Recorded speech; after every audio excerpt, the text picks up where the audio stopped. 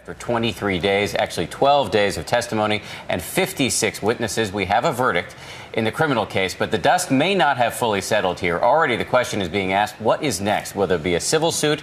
Will federal prosecutors now get involved? Let's bring in ABC's Senior Justice Department correspondent Pierre Thomas. And Pierre, first and foremost, the NAACP calling on the Department of Justice to get involved. The Justice Department has been investigating for quite some time. No final decision has been made. The bar, as George said a few minutes ago, is very, very high for a case like this. But believe it, the civil rights community is going to push hard for something to be done in this case. You've done a lot of excellent reporting in the African-American community about their response to this case. Trayvon Martin has really become a symbol. Can you talk a little bit about that? It's personal for many African-Americans. Martin became the son of many.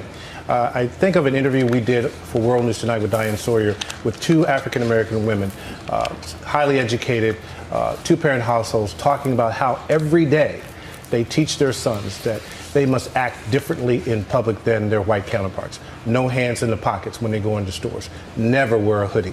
So that was a conversation that they're having every day, not once in a while. And in terms of symbolism, it's hard to forget the way the Miami Heat treated this story. Yes. Something we saw recently at the BET Awards with Jamie Foxx. I mean, this is really something that this issue is certainly not going away anytime soon. The emotions are intense, and people keep coming back to the court of public opinion. Obviously, race could not be dealt with in a meaningful way in the courtroom, but they're talking about how race was the backdrop, how that young man was walking home doing nothing and ended up dead.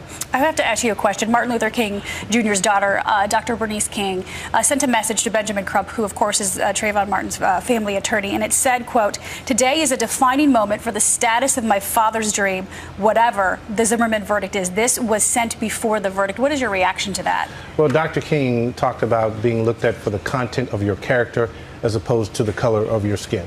One of the things that's not disputed is that Trayvon Martin was profiled. Now, whether race was the primary reason, we don't know. We can't get inside of George Zimmerman's mind. But people are asking the question, why did a young man, when no crime had been committed at that particular time of night, we're not talking about 2 a.m., we're not talking about midnight, we're talking about between 7 and 8 p.m., why did that young man draw such attention? And on Stand Your Ground, is there any chance you think we could see any change on this very controversial law? Hard to say. It's such a politically divisive and heated subject. Pierre Thomas, so great to have you weighing in on this Sunday morning. We appreciate it.